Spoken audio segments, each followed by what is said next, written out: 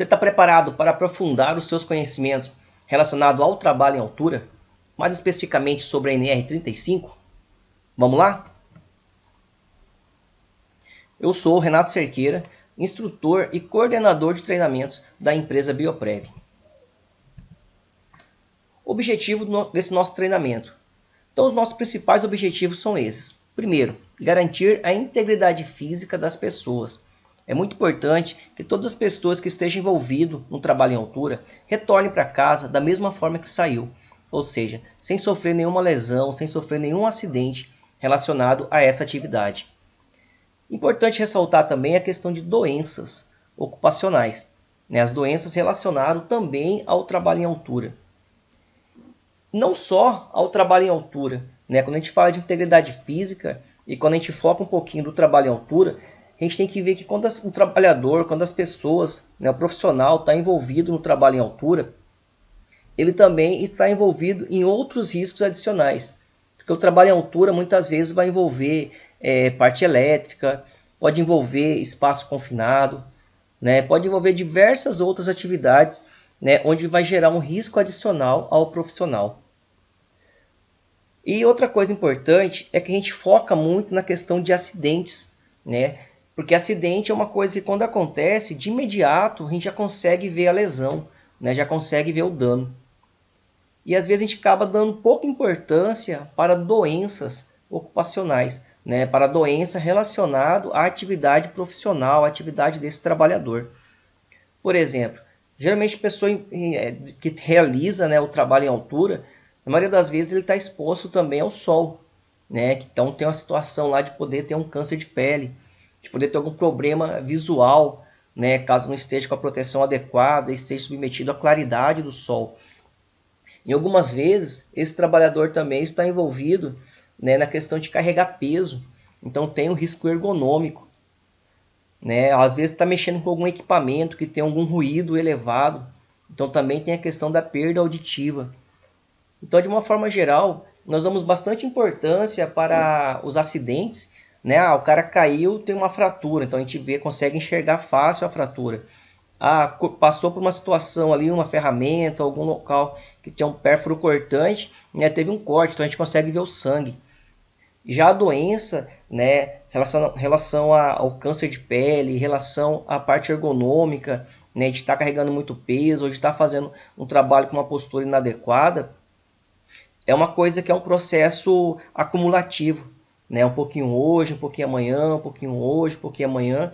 E isso aí acaba que, como o processo ser acumulativo, vai demorar um pouco para o trabalhador ver as consequências. O meu pai faleceu já tem um tempo, e ele faleceu de câncer.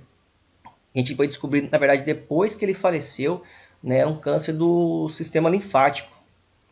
E aí fui pesquisar um pouco sobre isso, e identifiquei que grande parte dos trabalhadores, quando trabalha com pintura, tem partículas na tinta que pode provocar esse tipo de câncer. E o meu pai, quando era jovem, 18, 19, 20 anos ali, ele trabalhou por um tempo com pintura. Então a gente consegue fazer a ligação, e eu consigo até ilustrar isso melhor. Porque ele foi morrer com quase 70 anos, mas em virtude de uma exposição que ele teve há 50 anos atrás, 50, 40 anos atrás. Então é muito importante a gente estar verificando esse tipo de situação e dar a devida importância, que é um processo acumulativo e a gente depende de estar protegido constantemente. É importante, outra situação do nosso objetivo, que é difundir técnicas de trabalho em altura. Então, assim, quase que 100% dos trabalhos dá para ser executado, mas para cada atividade tem uma forma correta de se fazer. Para cada atividade tem os equipamentos corretos a ser utilizado, tem um procedimento operacional, procedimento padrão de se realizar essa atividade. Então é importante a gente sempre estar identificando esse tipo de situação. Conhecer o lado crítico de cada um, então é importante as perguntas, fazer os esclarecimentos, até porque o trabalho em altura ele tem diversos tipos de trabalho. Tem pessoa que trabalha em manutenção, está em trabalho em altura, tem pessoas que trabalham na construção civil, está envolvida no trabalho em altura. Então, assim, boa parte das atividades que a gente desenvolve tem o trabalho em altura. Então, por isso que é importante essa questão da participação, né? Deixando uma pergunta, deixando um comentário, né? Mandando essa dúvida para a gente estar esclarecendo. É importante superar as dificuldades, né? Então, sempre quando estiver praticando, a gente vai conseguir superar as dificuldades e também aumentar a qualidade e a produtividade. Então, uma pessoa que é bem treinada, uma pessoa que sabe realizar o trabalho, sabe usar os equipamentos, conhece os procedimentos, né, ela consegue desenvolver, né, e aumentar cada vez mais a questão da segurança do trabalho, é claro, e a questão da qualidade e produtividade também. Orientações iniciais. Esses tópicos resumem muito bem o que deve ser feito previamente antes de realizar o trabalho. Planeje. Planejamento. Todo trabalho ele deve ser previamente planejado. Eu preciso planejar como que vai ser a realização da atividade. Preciso conhecer o procedimento, né, a forma correta de realizar o trabalho e aí sim fazer o meu planejamento. Saber quais são os materiais, quais são as ferramentas, quais são os equipamentos, quais são os procedimentos, quais são as medidas de segurança eu preciso tomar. E quando eu vou fazer um planejamento, eu nunca devo subestimar os riscos. Os riscos sempre vão existir, né? Então, se eu sei que ele está lá, eu preciso estar muito atento em relação a isso. E nunca vou subestimar. Eu posso fazer uma comparação, né, dos riscos como se fosse um ladrão. O ladrão que ronda a casa. Então o ladrão fica rondando a casa ali e ele está doido para entrar na casa e saquear, né, e roubar tudo que a casa tem. Ele fica ali só esperando uma oportunidade. E aí, eu vou fazer a comparação de quando o morador da casa vai lá e abre um pouco a janela. Talvez quando ele abre um pouco a janela, seja exatamente o que o ladrão está esperando para adentrar na casa e fazer o saque. E isso aí pode ser, se eu trazer para o lado da segurança do trabalho, para o lado do trabalho em altura, eu posso falar que isso aí foi um acidente. Mesma coisa que às vezes pode acontecer é de a pessoa abrir um pouco a janela e o ladrão não entrar, ignorar. A pessoa vai lá e abre mais um pouco a janela e o ladrão a ignora. Qual que é a ideia desse ladrão? Ele está fazendo o morador ganhar confiança, porque assim o morador vai acreditar que ali não existe mais risco, que ali é um local seguro. E aí o morador do nada deixa a porta aberta.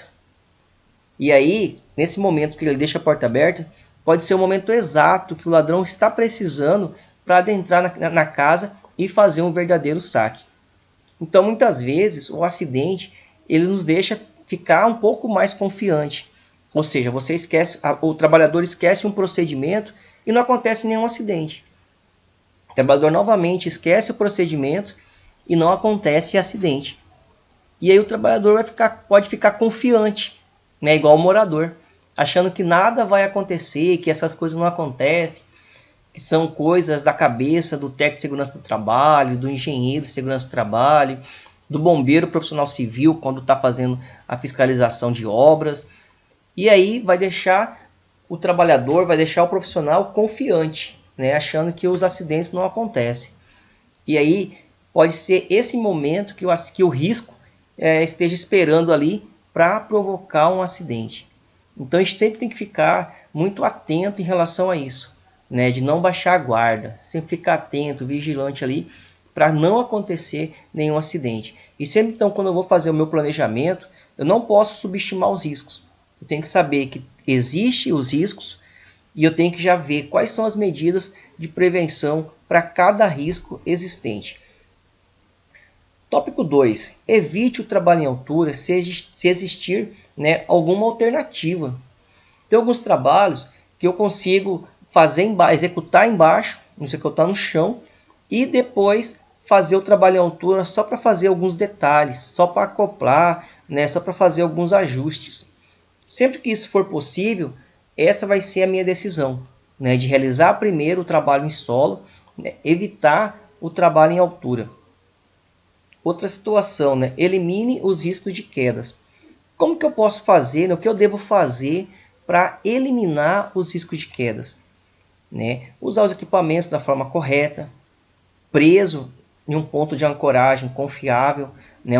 Um local feito especificamente para aquilo ali. Não ficar improvisando, né, situações.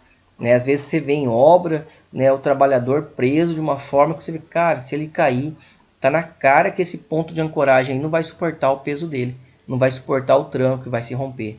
Então a gente precisa estar muito atento em relação a isso. Minimize as consequências da queda. Então, por mais que eu tomei todas as providências, eu tenho que pensar, mas e se eu cair? Será que esse local aqui, que se eu cair, eu consigo, ele está minimizado as consequências de uma queda? Por exemplo, às vezes você vê o cara na escada trabalhando e embaixo está cheio de ferramenta, cheio de material pérfuro cortante. E se ele cai? Será que ele pensou em minimizar as consequências de uma queda? Né? Às vezes tem resto de materiais de construção, né? Várias situações ali, vários pérfuro cortantes, várias situações que pode agravar ainda mais a situação da queda. Então preciso pensar sempre nessa situação. Escolha equipamentos adequados para o trabalho. Isso aí serve para tudo, né? Esse tópico eu poderia substituir pela seguinte frase: não faça gambiarra. Não faça ajustes técnicos, né? Porque os equipamentos eles já são projetados com uma finalidade. Então o fabricante ele estudou as variáveis possíveis que pode acontecer com esse equipamento, mas para aquela finalidade ao qual ele é recomendado. E quando eu uso ele de forma improvisada, uso ele com outra finalidade, né? Eu estou tirando ali as características básicas dele. E muitas vezes eu posso acabar provocando um acidente. Inspecione. A manutenção dos equipamentos deve ser frequente, né? Então essa manutenção, a gente fala, é manutenção de primeiro nível, que é fazer a inspeção do meu equipamento. Verificar como ele está, né? Qual que está as condições. Eu peguei um cinto aqui agora para usar, então vou verificar a costura, verificar as partes metálicas desse cinto, a questão de ferrugem, a questão de oxidação, verificar se ele tem alguma parte de plástico ali que de repente pode estar trincado, pode estar ressecado, né? Alguma situação que pode danificar esse equipamento, que ele esteja danificado, né? Às vezes pode estar rasgado alguma fita do cinto. Tudo isso aí perdeu a vida útil do material, né? Tem uma prática, uma atividade não, uma demonstração que eu faço, né, com o material quando ele está com um pequeno furo. E daí a gente vê que drasticamente, né, ele perde a sua resistência. Então a gente precisa sempre estar certificando. Tem alguns locais que o cinto ele é de uso coletivo. É claro que não vai usar todo mundo ao mesmo tempo. Mas, por exemplo, digamos que a empresa tem lá 10 trabalhadores, né, e às vezes realiza um trabalho em altura. Quando realiza trabalho em altura, é 2 trabalhadores que vai estar executando. Então, geralmente ela não vai comprar 10 kits completos, ela vai comprar 2, 3 kits completos, né? E quando o trabalhador for realizar o trabalho, ele vai lá no almoxarifado, cautela lá o equipamento, realiza o trabalho e depois ele devolve esse material para o almoxarifado, né? Isso aí pode acontecer. Mas aí eu tenho que estar atento ao seguinte: eu peguei o cinto, peguei os equipamentos para usar, eu vou fazer a minha inspeção em todos esses equipamentos. Quando eu devolver esse equipamento para o almoxarifado, a pessoa do almoxarifado também precisa fazer essa inspeção. E aí ele vai fazer o condicionamento, né? Vai guardar o cinto ali da forma adequada. E aí no outro dia, quando outra pessoa for pegar esse material para usar, novamente vai se fazer a inspeção. Então acaba sendo a inspeção de quando pega e a inspeção de quando devolve. É interessante que essa inspeção ela seja registrada, né? Que seja registrado a realização dessa inspeção, né? Para ter um rastreamento do material, né? Porque todo material tem que ser rastreado. Isso aí vai ajudar, né? De fazer o controle, vai ajudar, né? De identificar algum problema, algum dano mesmo, né? Alguma coisa que pode estar acontecendo com esse equipamento. Certifique-se, né? Tenha certeza do método correto para o trabalho. Então é importante, né? Pediu para executar uma atividade, é importante que eu me certifique que eu realmente entendi o que deve ser feito, né? Que eu tive uma compreensão do que deve ser feito. né? Porque isso vai me ajudar em relação a realizar a atividade. Porque às vezes é passado um trabalho, né? É passado uma situação, o trabalhador acha que entendeu, né? E aí vai para executar o trabalho, né? E aí se ele entendeu de forma errada, né? Além da parte produtiva, da parte operacional não sair como deveria, ele pode estar assim submetido, né, a algum risco de forma desnecessária. E por último, nunca trabalhe sozinho, né? Então é importante que sempre pelo menos tenha mais uma pessoa, né, junto, né, na realização desse trabalho em altura. Por mais que essa segunda pessoa, de repente, ela não suba, mas fique ali por perto, fique ali próximo, né? Para uma eventual situação, uma emergência, né? Pelo menos vai ser a pessoa que vai socorrer, que vai pedir ajuda, né? Que vai dar um apoio para o colega. Orientações iniciais ainda, né? A questão das condições médicas, né? Então é importante a gente estar atento em relação às condições médicas. O trabalhador, deve fazer exames clínicos periodicamente, né, definido pelo médico. Então a empresa ela tem um programa, né, chamado PCMSO, Programa de Controle Médico e Saúde Ocupacional. E aí, baseado nesse programa, né, lá vai estar todos os exames que o trabalhador deve ser submetido, né? E aí, de tempo em tempo, ele vai repetir, né, alguns exames periódicos, alguns exames periódicos mesmo com o médico, né? E vai identificar como ele está naquele momento. É muito importante ressaltar que o exame, né, tanto admissional, periódico, principalmente esses dois, ele vai me dizer como o trabalhador está neste momento, né? E aí pode ser, né, que o trabalhador pode ficar doente futuramente. Então é importante o trabalhador também estar se monitorando. Se ele sentir alguma coisa, ver que tem alguma coisa ali que não está saindo bem, né, ele deve procurar o médico novamente. Eu tenho um colega que ele é da área de segurança do trabalho também, né, fez curso de supervisor de trabalho em altura, né, um excelente profissional. Mas um tempo depois, né, que ele fez o curso, estava de boa, ele sentiu algumas coisas, um mal-estar e tudo mais, e aí foi procurar um médico, e o médico constatou que ele tem labirintite. E aí, você acha que uma pessoa, um profissional com labirintite pode estar realizando trabalho em altura? Né? Labirintite é aquela situação que a pessoa fica tonta, né? Dá a impressão que o mundo está girando e ela está parada ali. Então ela facilmente se desequilibra. Então assim, quando o médico faz o exame, né, ele consegue dizer, né, como que o trabalhador está naquele momento. Mas futuramente, né, pode ser que descubra alguma outra coisa que o médico não constatou primeiramente. Então é importante sempre estar em contato, né, com o médico para estar qualquer situação, né, para estar identificando se o trabalhador tem condições de continuar realizando o trabalho em altura. E tem a situação também do trabalhador estar disposto fisicamente e psicologicamente, certo? Então, fisicamente, porque o trabalho em altura ele exige, né, um certo esforço físico, né, sobe, desce várias vezes, né, anda, deslocamento. Então é importante que a parte física esteja boa. Não estou nem dizendo assim para, vamos preparar aqui para ser atleta. Não. Mas só o fato de manter hábitos saudáveis, né, de ter não ser sedentário, né, já é um grande avanço, né, o trabalhador consegue realizar o trabalho em altura.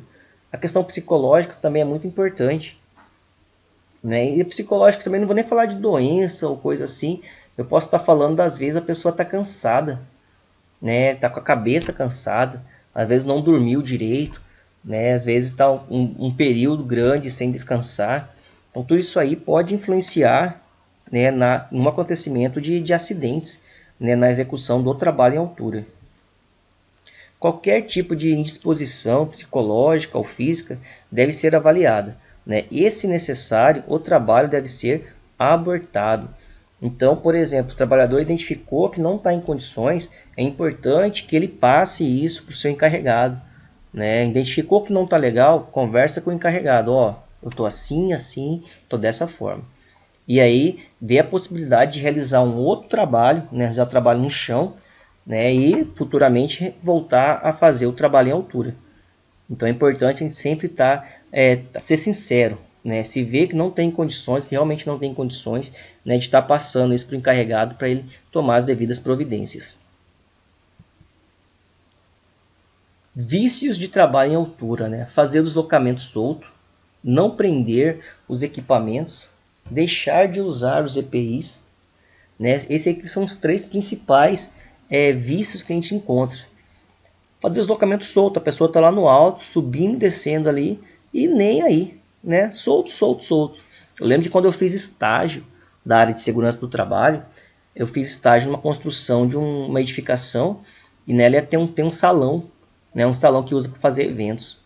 E esse salão ele tem a estrutura metálica. E aí eu lembro que constantemente, né, a equipe que estava montando essa estrutura metálica, um dos trabalhadores deslocava de uma ponta a outra, andando, equilibrando no ferro. Não tinha nada, né? Não tinha nada, nada, nada. E eu, estagiário, ficava com medo. Falei, o que eu faço? Primeira vez que eu vi isso, fiquei pensando, o que eu faço? Se eu chamo a atenção, pode ser que o cara se desequilibre, alguma coisa ali e cai. Ele está deslocando, ele pode desequilibrar também e cair, né? Eu lembro que a decisão que eu tomei foi esperar ele chegar do outro lado, esperar ele estar embaixo, para aí estar conversando com ele, né? E depois eu voltei e conversei com o encarregado, né? Para que isso não podia acontecer, né? E aí contei com a ajuda também do meu chefe, né? Não é bem chefe, né? Estagiário, mas da pessoa que era responsável realmente da obra ali, né? E ele foi mais firme ali e solicitou, falou que ia retirar o pessoal daquele canteiro se isso voltasse a acontecer, né?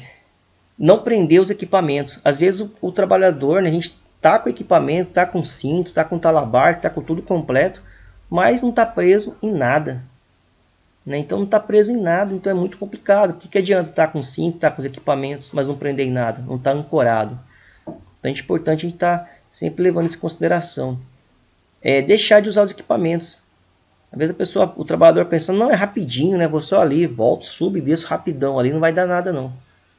E aí nesse sobe e desce é a hora que pode acontecer um acidente, né? Então é importante a gente estar atento em relação a isso, né? Tanto nós, como profissional, quando for realizar o trabalho, né? Quanto cobrado dos outros profissionais também, os nossos colegas.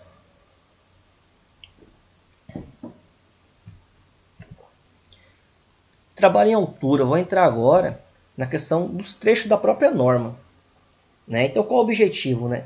Então o trecho da norma, né, esse aqui, 35.1.1, esta norma estabelece os requisitos mínimos e as medidas de proteção para o trabalho em altura. Quando ele deixa grifado aqui a questão dos requisitos mínimos. O que ela quer dizer com isso? Quer dizer que aqui está o mínimo necessário. Ou seja, vai ter várias outras informações que a gente precisa saber, que a gente precisa colocar em prática, né? E que não vai estar escrito na NR35. E aí eu preciso buscar informações em outras normas. Então, o que anda junto com a NR35, eu vou ter a NR6, que é dos EPIs, né? Eu vou ter a NR18 da Construção Civil, eu tenho a NR33, né, do espaço confinado, tem a NR da mineração, tem a NR da parte rural, né, que são as principais assim que tá em conjunto, né, com a NR35 de normas regulamentadoras. Mas se eu não achar em nenhuma dessas, eu posso usar também, devo usar também as normas da ABNT, as NBRs, ou até mesmo normas internacional. Ou seja, a norma ela fala o seguinte, se eu não der resposta, você tem a obrigação de buscar a resposta em outros locais. Certo? Então falar assim, eu fiz dessa forma porque na NR35 não me fala nada. A norma NR35 ela já tirou dela da reta quando ela coloca isso, requisitos mínimos. E aí novamente ela vem dizer como que deve ser executado o trabalho. Planejamento, organização e execução. Então eu preciso planejar, depois eu organizo, depois eu executo. Então quando eu faço planejamento eu vejo todo o material, tudo que eu vou precisar possuir, né, para realizar o trabalho. E aí vem da parte de organização, para ver o que eu tenho disponível ali, colocar de uma forma mais palpável e depois fazer a execução. Eu vou dar um exemplo não é nem da segurança do trabalho, mas só para a gente colocar assim, a questão do planejamento, organização e execução. Eu trabalhei numa obra de construção de iluminação, que levava iluminação, levava energia elétrica, na verdade, para a área rural, né, o Luz para Todos. E o Luz para Todos, o engenheiro fazia o planejamento, né, o engenheiro eletricista montava o projeto. Muitas vezes ele montava esse projeto do escritório mesmo, né, tirava ali da onde ia começar até onde ia acabar e ele colocava de tanto e tantos metros, vai ter um poste, né, e vai ser desse jeito, tal, e dava o projeto. Quando ele fazia esse projeto, depois que fazia o planejamento, o fiscal, né, o supervisor de obra, pegava esse projeto e ia fazer a organização, juntamente com a empresa que vai executar o projeto. E aí ia. Aconteceu por diversas vezes de ter um poste no local que é alagado, né, ou de algum outro local onde não tinha condições de colocar um poste. O que eles faziam? Fazia alteração. Né? Se aqui no meio vai ter um poste desse modelo, vamos colocar 2 postes maiores, um em cada lado, a gente eleva um pouco a fiação e daí a gente consegue fazer o trabalho. E aí depois fazia a execução. Já pensou? Se não faz a organização, e aí chega a equipe lá no interior, né, com aquele material que está no projeto. E aí chega lá e descobre que esse material que ela levou não é o suficiente, ou não é o mais exato para aquele tipo de serviço. E aí tem que voltar, buscar mais material, voltar novamente. Olha a quantidade de tempo que isso aí que vai ser perdido. Por quê? Por falta de organização. Né? Então, quando o supervisor de obra pegava o projeto e ia em campo, né, ver os pontos certinho, onde ia ser fixado, conhecer o local, quando ele voltava ele já conseguia fazer a organização porque ele visualizou o local. E depois sim faz a execução. Olha essa parte interessante, né? O mínimo para ser atendido deve contemplar essas 3 etapas: planejamento, organização e execução, que devem estar evidenciadas de forma objetiva e adequada à atividade. Quando a norma põe essa palavra evidenciadas, o que ela quer dizer? Tudo tem que estar escrito. Não adianta falar, eu fiz o planejamento, eu fiz a organização antes de executar. Beleza, mas onde está escrito que você fez? Né? Então a gente precisa estar tudo documentado. Trazendo para a segurança do trabalho, que é o nosso principal objetivo, essa evidência aqui, eu tenho um documento que eu vou usar para evidenciar, né? Que é a análise preliminar de risco. Né? Quando eu faço uma análise preliminar de risco, eu estou evidenciando que eu fiz um planejamento e na sequência eu fiz a organização. E aí sim eu fui executar essa atividade. Para a gente falar da análise preliminar de risco, pensa bem. Por exemplo, eu preciso trocar uma lâmpada. Isso em casa. Onde você está mesmo, olha para a lâmpada que você está mais próximo. Pensa que você precisa trocar essa lâmpada. De forma bem básica. O que você precisa para trocar a lâmpada? Vou precisar de uma escada, né? Precisar da lâmpada. Talvez precise de uma ferramenta para eu abrir ali o suporte. Aí eu ponho a lâmpada lá e pronto, troquei. Beleza.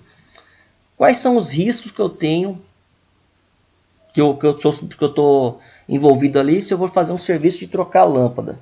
Bem básico. Tem o risco de cair da escada, risco de queda, tem o risco de tomar um choque, e tem um risco também, de repente a lâmpada quebra, alguma coisa assim, pode vir alguma coisa no meu olho, no meu rosto, beleza. Para o risco de queda, o que eu devo fazer para evitar esse risco de queda? Eu preciso que a escada ela tenha a borracha ali no pé, eu preciso de um colega segurando essa escada, né? O que mais? Acho que é isso. Não vai colocar cinto, que eu estou imaginando aqui um local que a lâmpada está numa altura de 2 metros e, sei lá, aqui na minha casa está uma base de uns 2,5 metros, 2,20 metros mais ou menos. Mais ou menos isso. Então não vou usar. Beleza. Então preciso estar com a escada segura. O que mais que eu preciso então para evitar o risco de choque? Digamos que eu preciso desligar o disjuntor. Né? E venho com o detector de tensão, vejo se está passando corrente, se não tiver, aí eu vou e eliminei o risco de choque. Minimizei pelo menos, né? Mas eu acho que eu resolvi 100%. E para que se a lâmpada quebrar, não venha nada no meu olho, não venha nada no meu rosto. Um óculos, um protetor facial, né? Uma luva nas mãos. Pronto, de forma bem básica, a gente acabou de fazer uma análise preliminar de risco. Onde eu vi a atividade, eu fiz a descrição da atividade, eu vi quais são os riscos que essa atividade tem. Eu posso implementar e falar quais são os danos, se esse risco virar um acidente ou virar uma doença, quais são os danos que eu vou estar submetido e o que eu vou fazer, né, para evitar que esse risco venha a se ocasionar um acidente.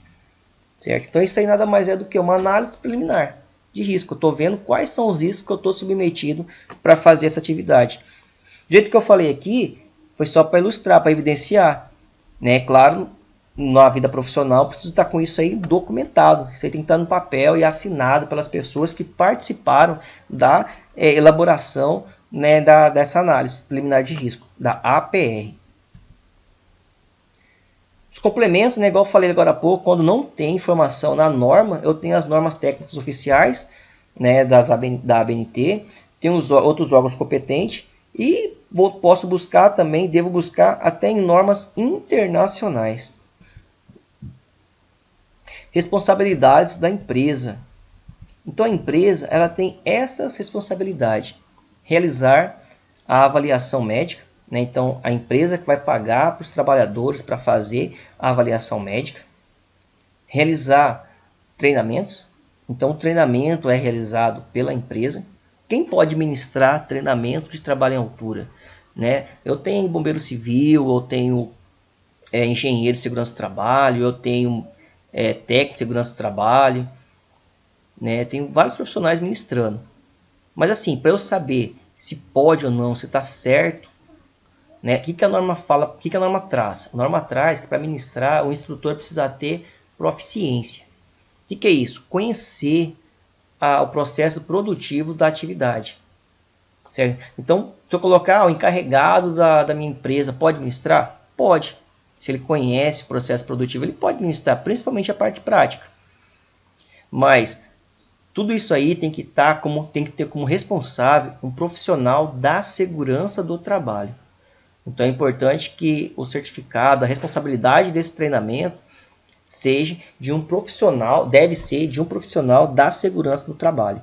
Aí entra o engenheiro de segurança do trabalho, o técnico de segurança do trabalho, tecnólogo de segurança do trabalho, outros profissionais, né, voltados da segurança do trabalho. Então a norma traz que tem que ter proficiência e que seja de responsabilidade de um profissional da segurança do trabalho. Se alguém quiser saber mais informações sobre como se transformar em multiplicador, né, um instrutor de trabalho em altura, né, pode estar deixando uma mensagem, pode estar me procurando, que eu posso estar esclarecendo, né, dando mais informações sobre isso. Identificação de todos os riscos de queda. Então é importante que todos os locais que tenham risco de queda sejam identificados. Então a empresa deve proporcionar isso, deve estar toda sinalizada, toda identificada. Sistema de proteção contra quedas, aí vai desde os equipamentos de proteção individual, né, e outro sistema também. Quando a gente fala de proteção contra queda, existe uma hierarquia. Qual que é a hierarquia? A primeira situação que deve ser levada em consideração é a proteção estrutural, depois a proteção coletiva e só depois a proteção individual. Imagine você em um edifício em construção. Você está no terceiro andar desse edifício. Um edifício quadrado. Aí eu tenho 4 pilares sustentando a laje superior. Nesse terceiro andar é o local onde vem uma máquina e descarrega ali os materiais. Tijolo, cimento, tudo material ele entra por ali pelo terceiro andar. Beleza, ele entra por um lado só. E aí eu tenho que pensar na proteção contra a queda. Como eu disse, meu primeiro pensamento é proteção estrutural. O que é eu fazer uma proteção estrutural em um edifício em construção? Pensou? O que é? É eu pegar então e trancar, fechar as 3 paredes laterais. Então eu vou fechar 3 lados desse edifício. Vou deixar somente o lado onde recebe o material.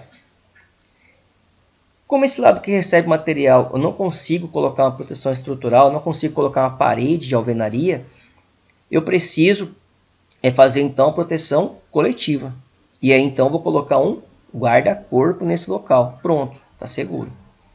Mas de tempo em tempo vai vir a máquina para colocar o material ali para os trabalhadores.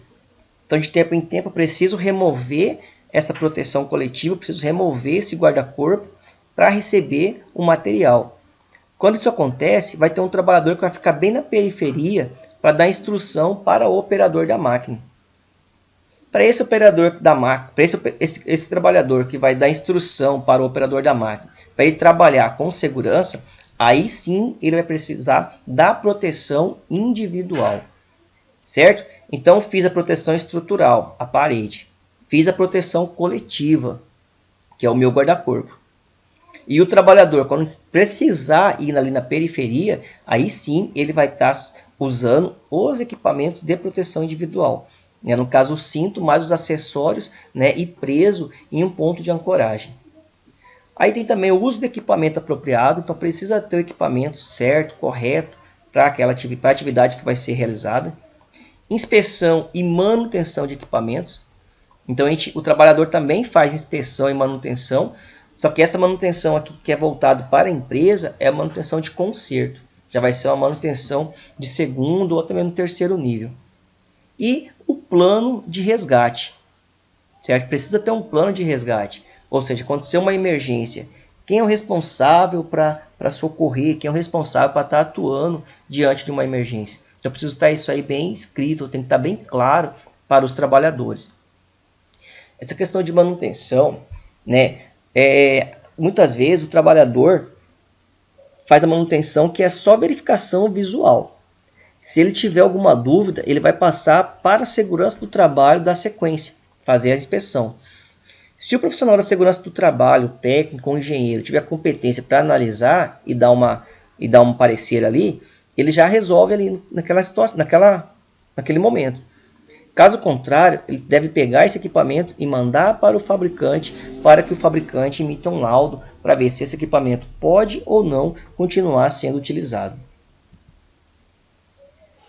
Os trabalhadores, quais são as responsabilidades dos trabalhadores? Então todo mundo ali, né? Você tem o livre-arbítrio para realizar as suas escolhas. Mas é importante saber que cada escolha ela tem uma consequência. Então os trabalhadores restam ali cumprir as disposições legais e regulamentares sobre trabalho em altura, inclusive os procedimentos expedidos pelo empregador. Então o trabalhador, ele deve cumprir. Certo? Por mais que às vezes, mas isso aqui me aperta, isso aqui me incomoda, é desse jeito, né? O principal objetivo dos EPIs, dos equipamentos, é minimizar os danos, né, em caso de um acidente. Outra coisa, quem é o responsável da segurança do trabalho dentro da empresa? Quem que é o responsável pela sua segurança? Você. Você é o responsável pela sua segurança. Às vezes, o responsável é o técnico de segurança, o responsável é o bombeiro civil, o responsável é o engenheiro de segurança do trabalho. Nada disso. Cada um é responsável pela sua segurança. Esses outros profissionais que eu falei, eles são responsáveis para instruir, para te dar informação, para tirar dúvida, para te dar uma consultoria ali dentro da empresa de como que você vai fazer para realizar o trabalho com segurança. Mas você é o principal responsável pela sua segurança. Colaborar com o empregador na implementação das disposições contidas nesta norma, né? Então, cabe a cada um fazer essa colaboração juntamente com o empregador.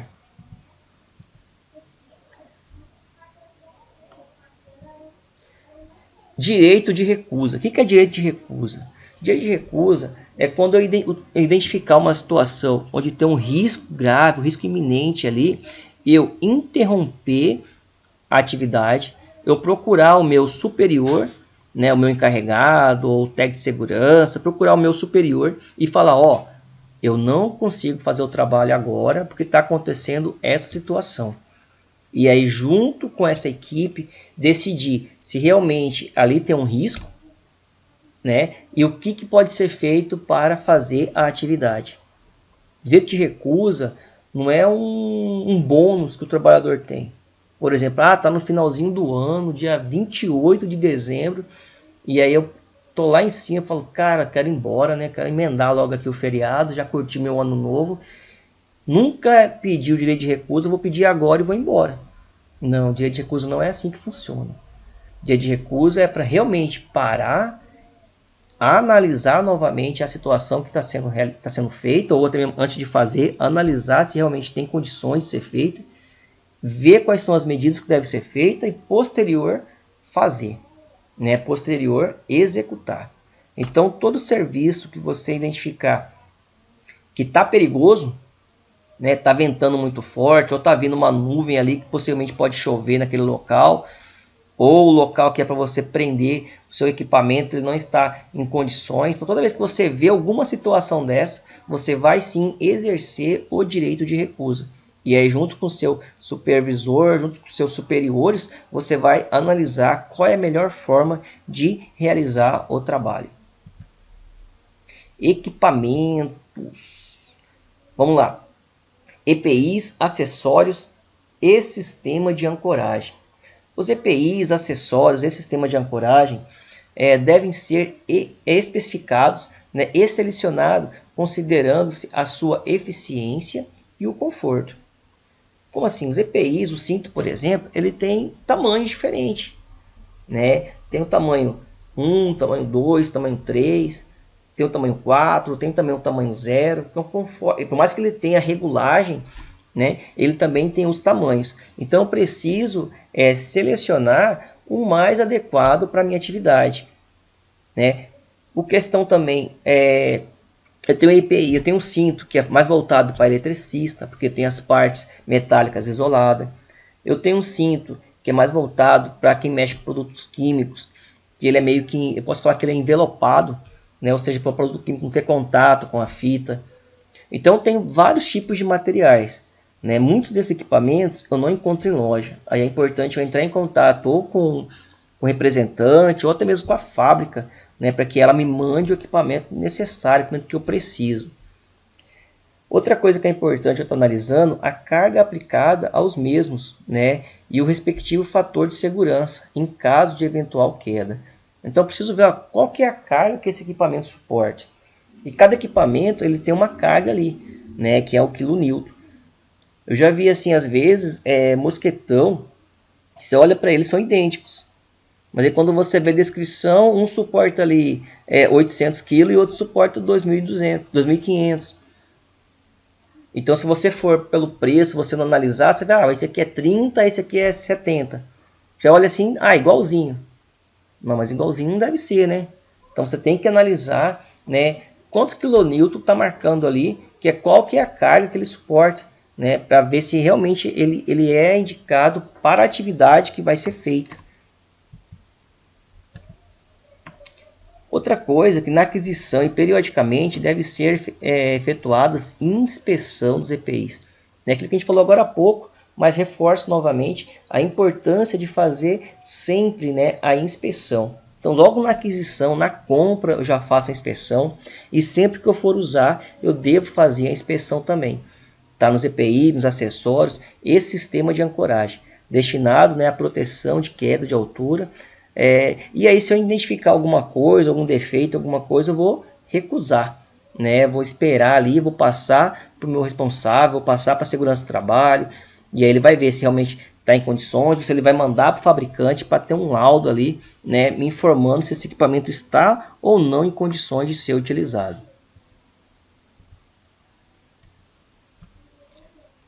Deve ser registrado o resultado das inspeções, tá? Então, sempre que eu fizer a inspeção, eu preciso registrar todos os resultados, certo? Porque eu preciso ter evidências, né? Isso vai me ajudar até na rastreabilidade do meu equipamento. Os EPIs, né, acessórios, sistema de ancoragem, que apresentarem defeitos, degradação, né, deformação ou sofrer impactos de quedas, devem ser inutilizados e descartados, exceto, né, quando sua restauração for prevista em normas técnicas, na sua ausência, normas internacionais. Essa questão de degradar efeitos, essas coisas assim, é importante eu sempre estar analisando a questão da rastreabilidade do equipamento e, se necessário, mandar para o fabricante. Aí vai muito de como que está sendo feita a gestão desses equipamentos. Por exemplo, se for um equipamento que não tem um valor muito elevado, às vezes não compensa eu mandar para o fabricante. Porque eu mando para o fabricante, eu pago o frete, vou pagar para o fabricante me dar um laudo, e de repente ele vai me dar um parecer, um laudo falando, não, você tem que comprar um novo equipamento. Né? Então daí se eu perdi tempo, perdi dinheiro, né, e vou acabar comprando outro equipamento. Então dependendo disso, já é mais viável já fazer a aquisição de um novo equipamento e fazer o descarte do que eu tenho. É muito importante fazer o descarte também da forma correta, né? Mandando para o fabricante ou picotar, né? Cortar todo esse material. Porque se eu pegar o cinto e embolar de qualquer jeito, jogar no lixo, pode ser que alguém encontre esse material no lixo e, por fato de não ter conhecimento, pode acabar querendo utilizar esse equipamento. Gente, a gente vai ficar por aqui, tá? Na continuação desse treinamento, a gente vai falar sobre os equipamentos. Cinto, talabarte de posicionamento, talabarte de deslocamento, trava-quedas, trava-queda retrátil, trava-queda de corda, trava-queda de cabo de aço, mosquetões, né? E vários outros acessórios relacionados ao trabalho em altura. Beleza? Grande abraço, te vejo na próxima aula.